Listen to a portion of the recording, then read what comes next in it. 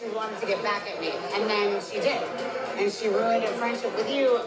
Brynn has embellished so many stories. It's very frustrating that Jenna kind of believes it. And I don't know why. She can look at my past actions. I've been nothing but honest about anything that I've said. And it's just disappointing. What's up, guys? Welcome back to my channel. So I'm here today to talk about The Real Housewives of New York City, Season 15, Episode 5, Without a Clue. So this episode begins with a few rapid-fire check-ins. The first of which shows Sai and her husband going shopping for their garden and whatnot. She's talking about how she's tired of spending all his money on Whole Foods shit. She wants to start, growing her own stuff or whatnot. And as they're doing that, she mentioned that she's finally ready to properly honor her mother, who passed away 2 years prior. She notes that her ashes are still in this bag in her closet, but she's finally ready to give her a proper send-off, if you will. So they recently bought a house upstate, and she notes that they want to bury some of her ashes in this cherry blossom tree to commemorate new life and whatnot. So we're gonna see that later on. We then see Jessel getting ready to host a Clueless themed birthday party. So he's still planning that and whatnot. Pavitt is just as disinterested as ever, and he notes that he's not big on birthday gifts and Valentine's gifts. And it's I get it, dude, but this is your wife. When it comes to your wife and your kids and shit, you should put some effort in, you know what I mean? But I kind of get the whole oh, it's just a way to spend money. I understand the mindset, but it's dude, come on, Jessel's not on that same wavelength. You gotta start fucking trying. But he's as aloof as ever, and it's just God, I wonder if they're in it for the long haul, because I don't know how recently they got married, but their kids are still pretty young. I know they were trying to get pregnant for a while, so I don't know how long they've been married exactly, but it's there seems to be this disconnect, but maybe an opposites attract kind of thing. Jessel does know that she and Pavitt were friends first for years, and so I don't know, maybe she's just used to it by now, but yeah, he's just way too aloof in my eyes, to be honest. We then see Jenna, and she notes that she's trying to keep busy since her son's ready to go to college. She's about to be an empty nester, if you will. So she took on a role as the editor-at-large, or editor-in-chief at-large for this online fashion magazine, which she notes basically means that she just pops in every now and then. She's not there on a day-to-day basis, but she's just trying to be more involved in these little various work pursuits. So we see her having a roundtable with some various editors and whatnot. Just very quick, little rapid-fire scenes, nothing too crazy yet. Let's see Uba have Raquel over, and Raquel checks out some of Uba's art, because as we know, Uba likes to paint. She's art is very expensive, so she makes her own art basically. And Raquel is this art curator. She really hypes Uba up essentially. She notes that she doesn't believe in there being bad art, because it really comes from the soul, essentially. So she just kind of checks out her stuff and whatnot. And there's this one piece of this American flag that's black and white with gold, and Uba breaks it down. She speaks on what America means to her, and she notes that you can just go anywhere and there's no checkpoints of them asking for your passport or blah blah blah.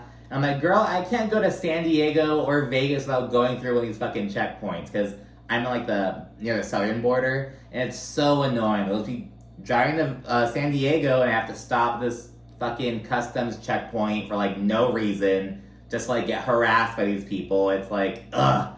But it's not a thing on the northern border, so she just speaks on what the country means to her. And she and Raquel, who both have experience in modeling, they speak on their experiences and whatnot, specifically regarding them being the token black girl basically in their modeling world. And Uba mentioned that she was kind of unprivy to this reality. She's oh, I just thought modeling's tough, it's a dog-eat-dog world. And she's oh no, they really just want to hire one black girl, and that's me. So we kind of talk about that whole experience and whatnot. And of course they then dive into the Hamptons drama. And Uba tells Raquel about Bryn's angry black woman comment. And Raquel thinks that this is really manipulative of Brynn.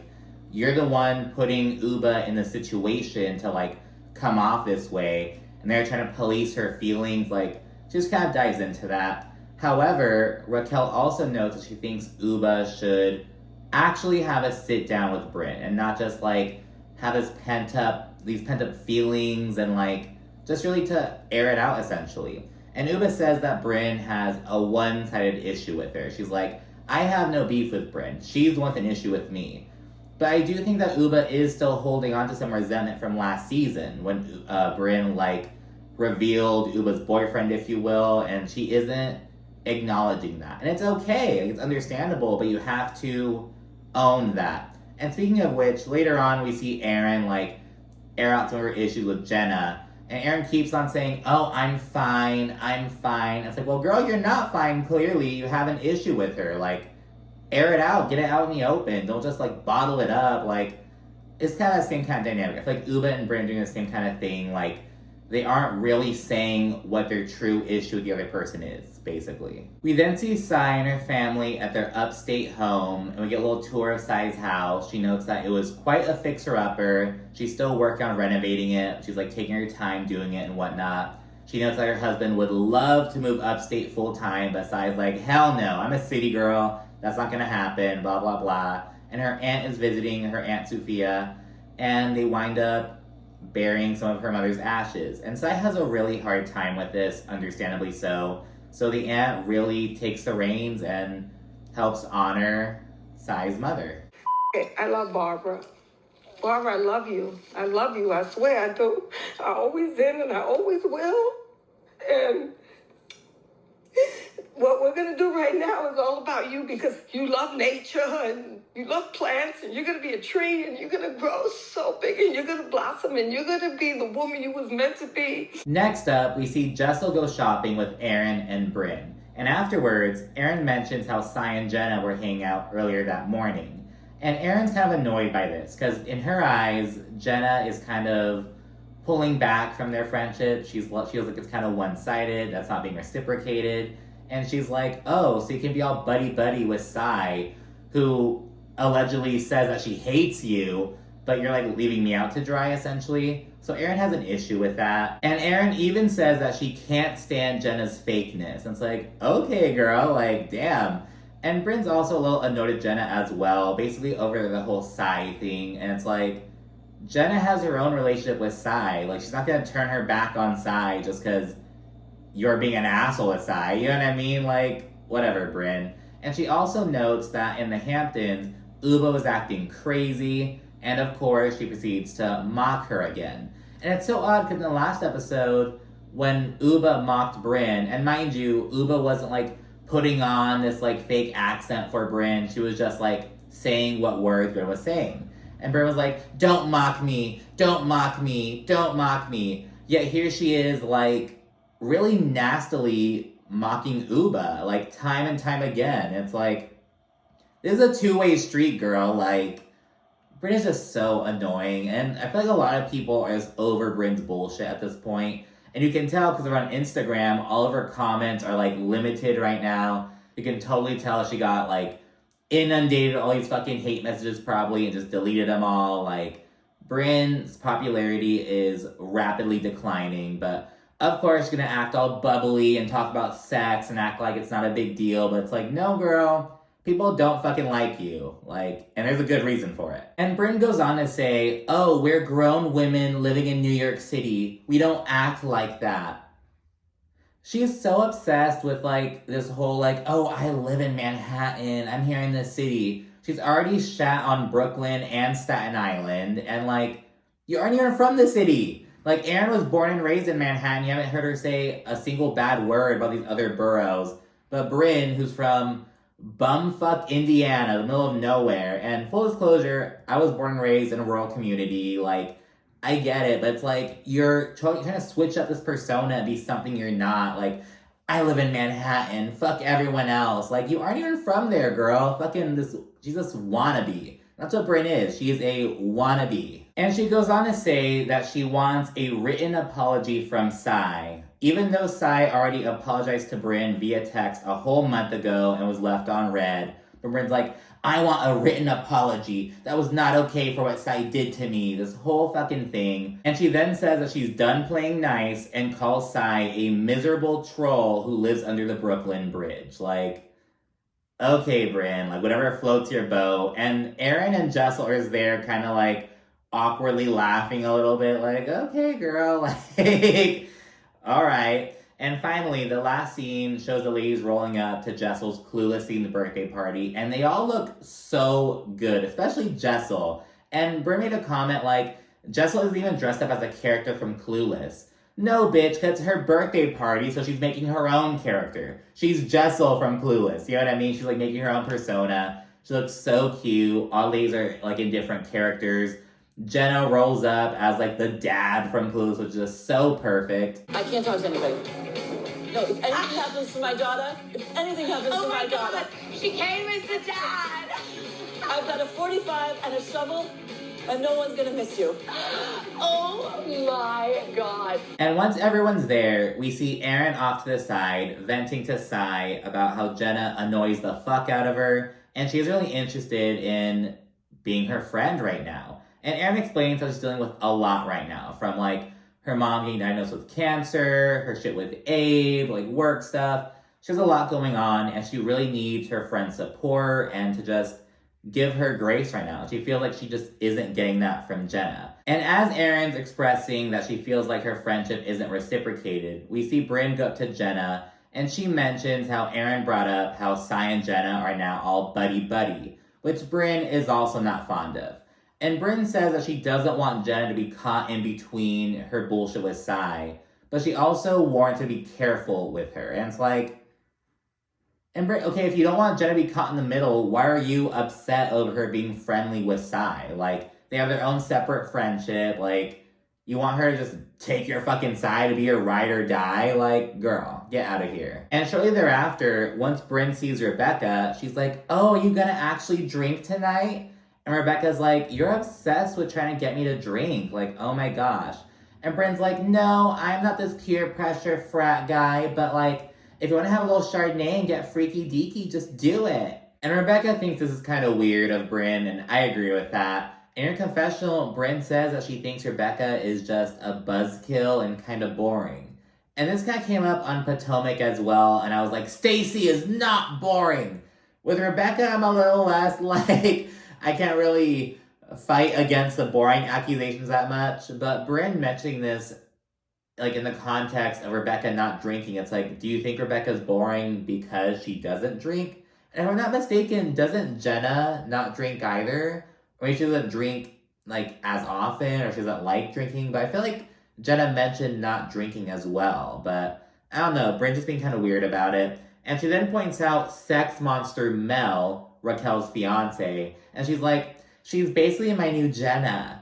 Because remember, Brynn is like obsessed with being a fucking fake lesbian, like, oh, I want to be a lesbian so bad, and it's so chic. And Raquel says that she's totally fine with Brynn flirting with Mel. Brynn is over the moon thrilled about it. And then, just as Jessel unveils her second look of the night, because apparently Jessel has 4 outfits for that evening, Brynn's like, okay, I'm gonna head out. I have a spray tan appointment, blah, blah, blah. And this pisses Jessel off because she had like no idea Brynn was gonna leave early and whatnot.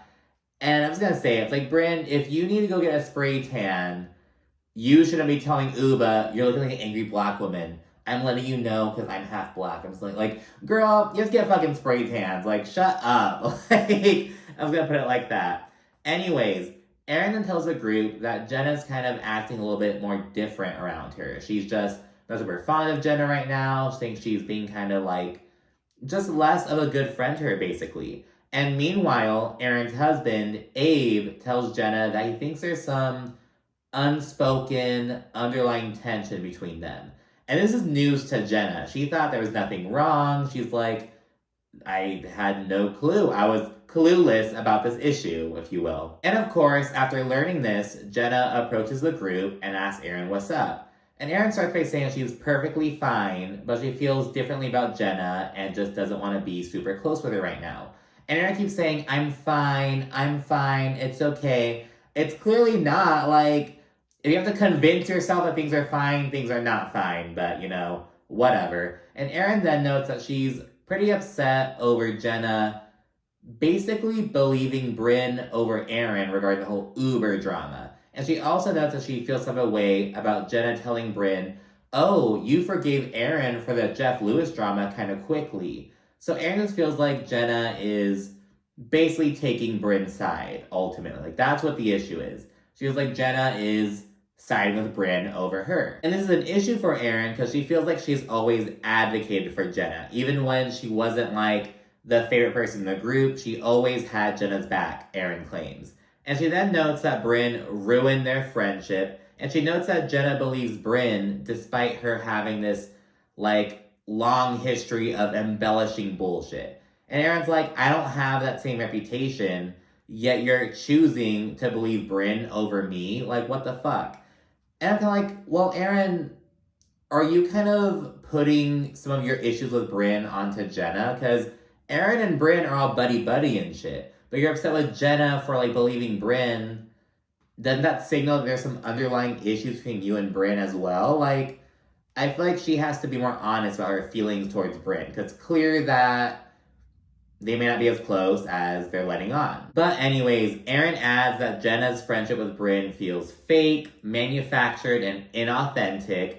And she then claims that she's not upset, of course, but she points out that she thinks that Bryn is jealous of her friendship with Jenna. She notes that she and Jenna were a lot closer last season. Now, all of a sudden, Bryn's like trying to weasel her way in, basically. So yeah, these are quite some allegations. And again, I feel like Erin has to be more honest about her true feelings towards Bryn. And Jenna tells Erin, look, I have a lot going on. And Erin's like, I do too. But yeah, she's like, I have a lot going on. I'm a bad communicator. And, you know, I promise to make more of an effort with you. And she also says that the issue has nothing to do with Bryn, though I beg to differ. Like, Erin clearly has some animosity towards Bryn that she isn't fully addressing, but whatever. And she thinks that Erin just needs more from her as a friend, and she's glad to, you know, meet her halfway, essentially. And yeah, the episode ends with Jessel unveiling outfit number 3 and blowing out her birthday candles. And that's it for this episode. Let me know what you think down in the comment section. Be sure to like and subscribe. And of course, stay tuned for more. Thanks again. Bye.